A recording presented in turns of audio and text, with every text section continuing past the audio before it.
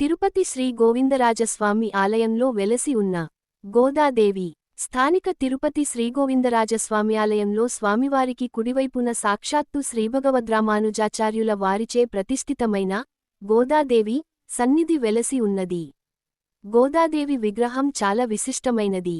ఆలయ ఐశ్వర్యాభివృద్ధి కొరకు రామానుజాచార్యులవారు శ్రీగోదాదేవి విగ్రహాన్ని స్వామివారి కుడి వైపున ప్రతిష్ఠించారు.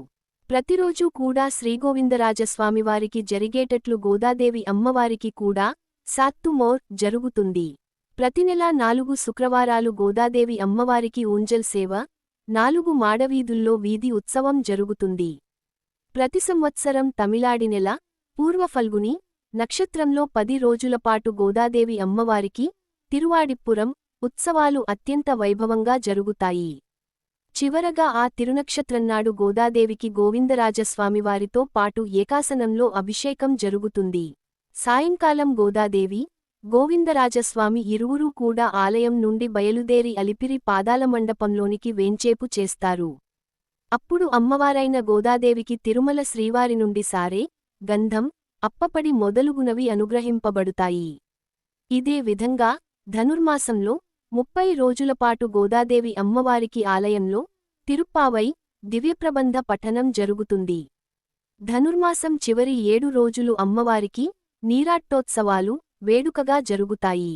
అది ఎట్లంటే ప్రతి సంవత్సరం భోగి పండుగకు ముందు రోజు వచ్చే 7 రోజులపాటు ఉదయం పల్లకీలో సర్వాలంకారభూషితురాలై గోదాదేవి తిరుమాడవీధుల్లో ఊరేగి రామచంద్ర పుష్కరిణి వద్ద ఉన్న మండపానికి వేంచేస్తారు. అక్కడ అమ్మవారికి అభిషేకం, సాత్తుమోర్ నిర్వహింపబడుతుంది.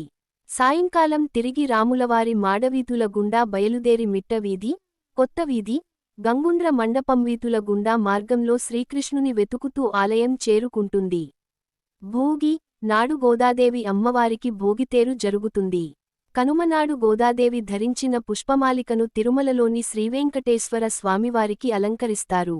అదే విధంగా ప్రతి సంవత్సరం శ్రీనివాసమంగాపురం బ్రహ్మోత్సవాల్లో 5వనాడు అంటే గరుడసేవ రోజు గోదాదేవి ధరించిన పుష్పమాలికను నగర సంకీర్తనంతో ఊరేగింపుగా మంగపురాధీసునికి అలంకరింపజేస్తారు.